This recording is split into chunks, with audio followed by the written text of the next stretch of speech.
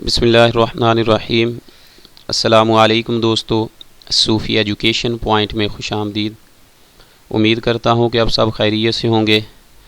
आज की ये वीडियो 20 MCQs पर मुश्तमिल है और इस वीडियो में अल कुरानुल करीम और तफसीर के 20 MCQs शामिल किए गए हैं। इससे पहले भी मैं अल कुरानुल करीम और तफसीर कुरान करीम पर एक वीडियो जो है वो अपलोड कर चुका हूँ।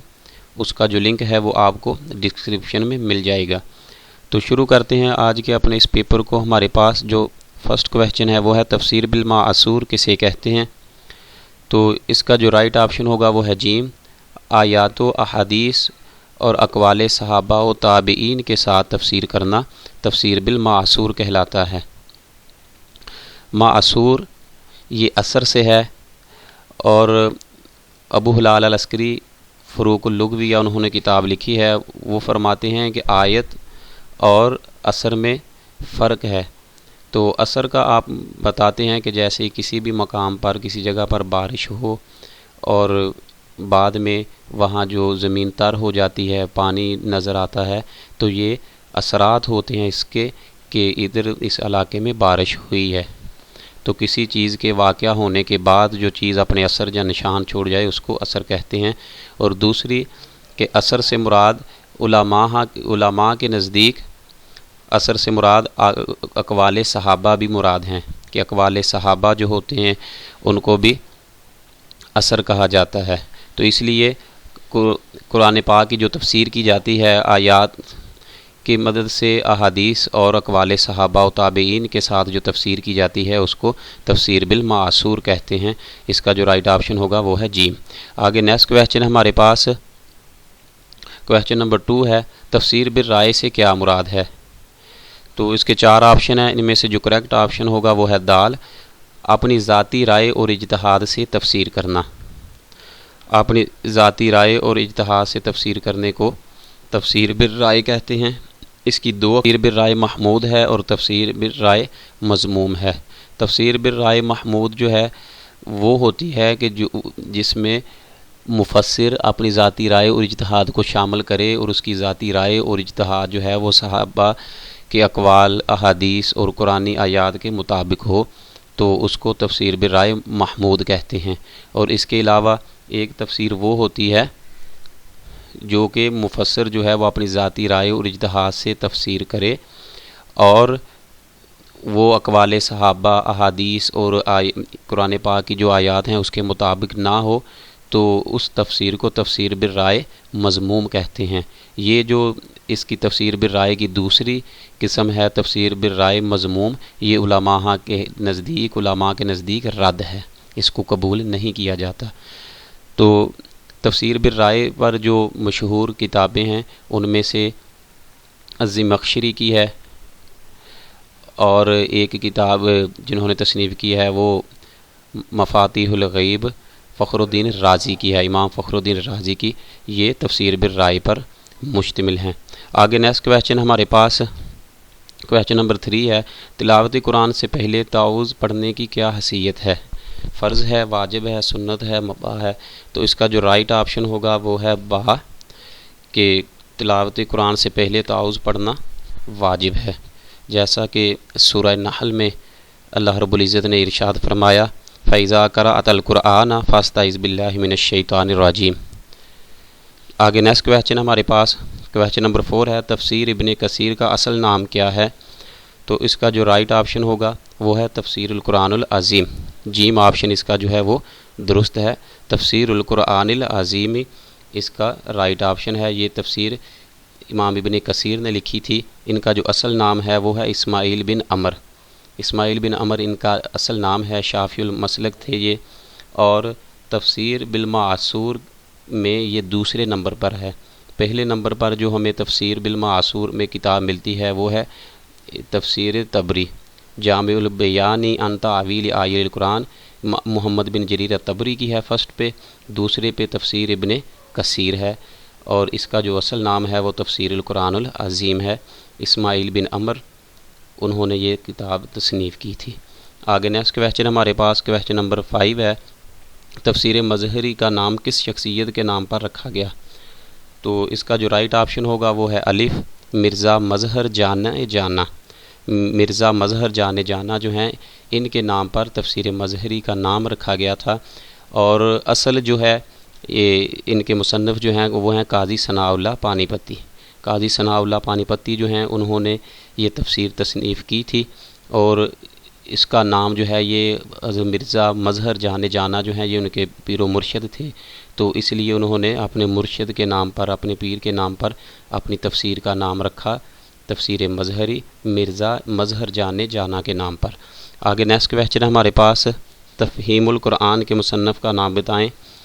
تو اس کا جو رائٹ آپشن ہوگا وہ ہے با، سید ابو الاعلیٰ مودودی۔ انہوں نے یہ جو کتاب ہے یہ تصنیف کی ہے۔ آپ 1903 میں اورنگ آباد میں پیدا ہوئے تھے سید ابو الاعلیٰ مودودی جو ہیں، اور آپ نے ایک مجلہ جو ہے وہ شائع کیا تھا ماہانہ، ترجمان القرآن آپ کے مجلے کا نام تھا، رسالہ آپ شائع کرتے تھے اس کا۔ 1941 میں جماعت اسلامی کی آپ نے لاہور میں بنیاد رکھی، یہ آپ کی ہی تنظیم تھی، اور 1979 میں امریکہ میں آپ نے وفات پائی۔ اور تفہیم القرآن جو ہے وہ سید ابو الاعلیٰ مودودی کی تصنیف ہے۔ آگے نیکسٹ کویسچن ہے ہمارے پاس، تفہیم القرآن کتنی جلدوں پر مشتمل ہے؟ تو یہ جو تفسیر ہے یہ 6 جلدوں پر مشتمل ہے، جس کو رائٹ آپشن ہوگا جیم۔ تفہیم القرآن 6 جلدوں پر مشتمل ہے۔ تفسیر معارف القرآن کے مصنف کا نام بتائیں۔ تو اس کا جو رائٹ آپشن ہوگا وہ ہے مولانا مفتی محمد شفیع۔ دال جو اس کا آپشن ہے وہ رائٹ ہے۔ مولانا محمد شفیع جو ہیں انہوں نے تفسیر معارف القرآن جو ہے وہ تصنیف کی تھی۔ نیکسٹ کویسچن ہے کویسچن نمبر 9، سورۃ المائدہ میں کل کتنے رکوع ہیں؟ تو اس کا جو رائٹ آپشن ہے وہ ہے با، 16 رکوع ہیں اس میں۔ سورۃ المائدہ، مائدہ کا معنی دسترخوان ہوتا ہے، اور یہ قرآن پاک کے پارہ نمبر 6 میں اور آگے نیکسٹ کویسچن ہے، سورۃ المائدہ کی آیات کتنی ہیں؟ تو اس کا جو رائٹ آپشن ہوگا وہ ہے الف، 120۔ 120 آیات پر مشتمل ہے سورہ مائدہ۔ آگے احزاب کا کیا معنی ہے؟ تو اس کا جو رائٹ آپشن ہوگا وہ ہے جیم، گروہ۔ احزاب جو ہے یہ حزب کی جمع ہے، حزب جماعت کو کہتے ہیں، گروہ کو کہتے ہیں، جیسا کہ حزب اختلاف، اپوزیشن جسے ہم کہتے ہیں اپنے پولیٹیکل سائنس میں، تو اس کو حزب اختلاف کے اختلاف کرنے والی جماعت تو اپوزیشن کو کہتے ہیں، تو اسی لیے یہ جو احزاب ہے یہ جماعت کو کہتے ہیں، گروہ کے معنوں میں استعمال ہوتا ہے۔ آگے نیکسٹ کویسچن ہمارے پاس، سورہ احزاب میں کتنے رکوع ہیں؟ تو اس کا جو رائٹ آپشن ہوگا وہ ہے 9، تو الف اس کا جو آپشن ہے وہ درست ہوگا۔ نیکسٹ کویسچن کی بات کرتے ہیں، ایم اے اسلامیات کے سلیبس میں قرآن پاک کی کتنی صورتوں کا مطالعہ شامل ہے؟ رائٹ آپشن ہوگا اس کا جیم، 4 صورتیں شامل ہیں ایم اے اسلامیات کے سلیبس میں۔ سورۃ المائدہ ہے، سورہ نحل ہے، سورۃ الحدید ہے، اور سورہ احزاب۔ نیکسٹ کویسچن ہے، مشرکین مکہ کن ہستیوں کو خدا کی بیٹیاں قرار دیا کرتے تھے؟ تو اس کا جو رائٹ آپشن ہے وہ ہے الف، فرشتوں کو۔ فرشتوں کو مشرکین مکہ اللہ کی بیٹیاں قرار دیا کرتے تھے۔ نیکسٹ کویسچن ہے، حضرت ابراہیم علیہ السلام پر کون سی کتاب نازل ہوئی؟ تو آپ پر کوئی بھی کتاب جو ہے وہ نازل نہیں ہوئی تھی، بلکہ صحائف نازل ہوئے تھے، تو اس کا جو رائٹ آپشن ہوگا وہ ہے دال، صحائف نازل ہوئے تھے۔ نیکسٹ کویسچن ہے، رہبانیت کی پہلی خانقاہ کہاں بنائی گئی؟ تو اس کا جو رائٹ آپشن ہوگا وہ ہے دال، مصر میں۔ مصر میں رہبانیت کی پہلی خانقاہ بنائی گئی تھی۔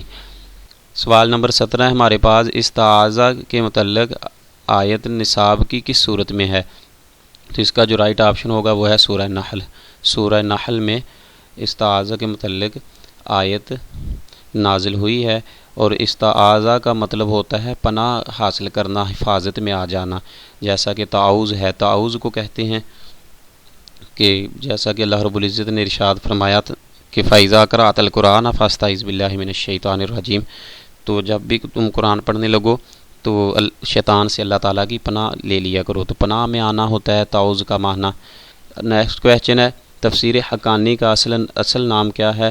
تو اس کا جو رائٹ آپشن ہوگا وہ ہے فتح المنان۔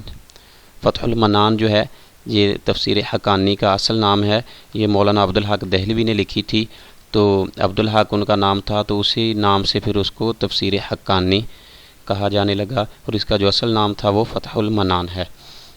نیکسٹ کویسچن کی بات کرتے ہیں، قرآن پاک میں جو سجدے ہیں ان کو کیا کہا جاتا ہے؟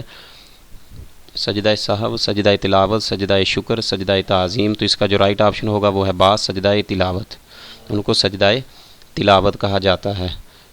لاسٹ کویسچن ہمارے پاس کویسچن نمبر 20 ہے، قرآن پاک کس قبیلے کے لہجے میں نازل ہوا؟